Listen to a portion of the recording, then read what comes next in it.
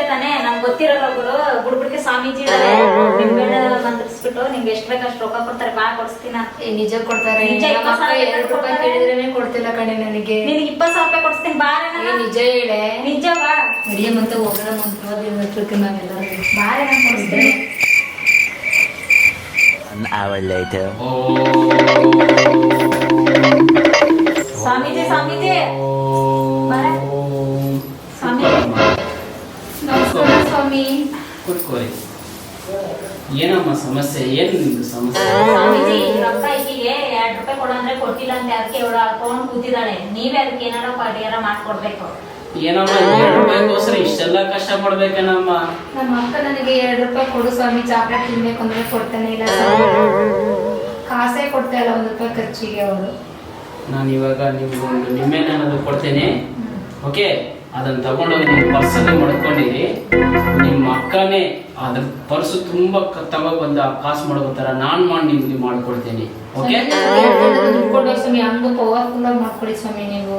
ಹಂಗಾದ್ರೆ 2 ನಿಂಬೆಹಣ್ಣು ಕೊಡ್ತೀನಮ್ಮ. ಸ್ವಾಮಿ, ನಮ್ಮ ಅಕ್ಕ ನಾನು 2 ರೂಪಾಯಿ ಕೇಳಿದ್ರೆ ಕೊಟ್ಟೆ ಸ್ವಾಮಿ. ಅವಳು ನನ್ ಕೇಳಿದ ತಕ್ಷಣ 20,000 30,000 ಕೊಡಂಗ್ ಮಾಡಿ ಸ್ವಾಮಿ ನೀವು. ಅವ್ರದ ನೋಡಮ್ಮ, ನೀ 20,000 ಬೇಕಾ 2 ರೂಪಾಯಿ ಬೇಕಾ?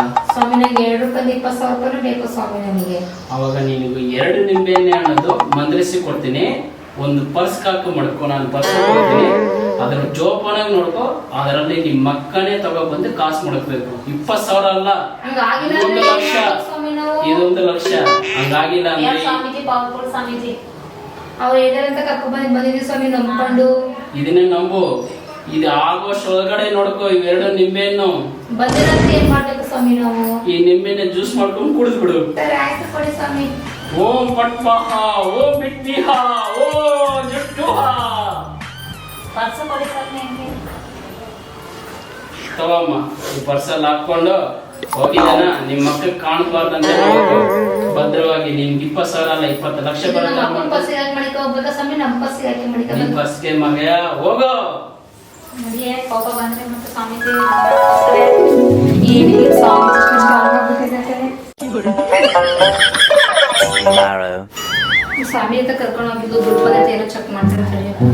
ಏನೋ ಸ್ವಾಮೀಜಿ ಹತ್ರ ಹೋಗಿದ್ದೀವಿ, ದುಡ್ಡು ಏನು ಬಂದಿಲ್ಲ. ಆದ್ರೆ ನೋಡೋಣ, ಇನ್ನೊಂದು ದಿವಸ ಮಾಡಿಬಿಟ್ಟು ನೋಡೋಣ. Day 2. 2ನೇ ದಿನ ಆಯ್ತು, ದುಡ್ಡು ಚೆಕ್ ಮಾಡ್ತೀನಿ ಬಂದೈತೋ ಇಲ್ವಾ ಅಂತ. ಇದೇನಪ್ಪ 2 ದಿನ ಆದ್ರೂ ದುಡ್ಡೇ ಬಂದಿಲ್ಲ ನನಗೆ. Day 3. 3 ದಿವಸ ಆಯ್ತಪ್ಪ, ಅದ್ರಲ್ಲಿ ದುಡ್ಡು ಬಂದೈತೆ ಅಂತ ಚೆಕ್ ಮಾಡ್ತೀನಿ. ಅಯ್ಯೋ, ಎಂತ ಸ್ವಾಮೀಜಿ ಕರ್ಕೊಂಡು ಹೋಗಿಲ್ಲ. 3 ದಿನ ಆದ್ರೂ 1 ರೂಪಾಯಿ ಕೂಡ ಬಂದಿಲ್ಲಪ್ಪ. 3 ದಿನ ಆದ್ರೂ ದುಡ್ಡೇ ಬಂದಿಲ್ಲ. ಫೋನ್ ಮಾಡಿ ನೋಡೋಣ ಏನಂತಾಳೆ ಏನಂತ.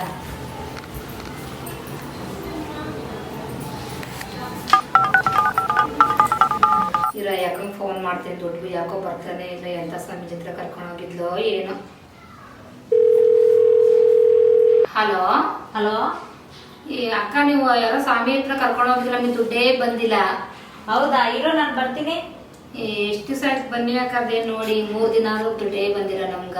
ನಾನು ಬಂದು ತಗೊಂಡು ಹೋಗ್ತೀನಿ. ಇರೋ ಮತ್ತೆ. Later. ಅಯ್ಯೋ ನೋಡಿ, 3 ದಿವಸ ಆಯ್ತು, 1 ರೂಪಾಯಿ ಕೂಡ ಬಂದಿಲ್ಲ. ನಾವ್ 2 ರೂಪಾಯಿ ಕೊಡಕ್ಲ ಅಂತ ಹೋಗಿದ್ದು ಸ್ವಾಮೀಜಿ ಹತ್ರ. ಇಲ್ಲಿ ನೋಡಿ, ಸ್ವಾಮೀಜಿ 1 ರೂಪಾಯಿ ಕೂಡ ಬರಂಗ್ ಮಾಡಿಲ್ಲ. ಅಯ್ಯೋ, ನಾಳೆ ನಿಮ್ಮ ಅಕ್ಕನೇ ನೀನು ಕೊಡೋ ತರ ನಾನು ಮಾಡ್ತೀನಿ. ಬರೀ ಹೇಳಿ ಮಾಡ್ತೇವೆ. Later.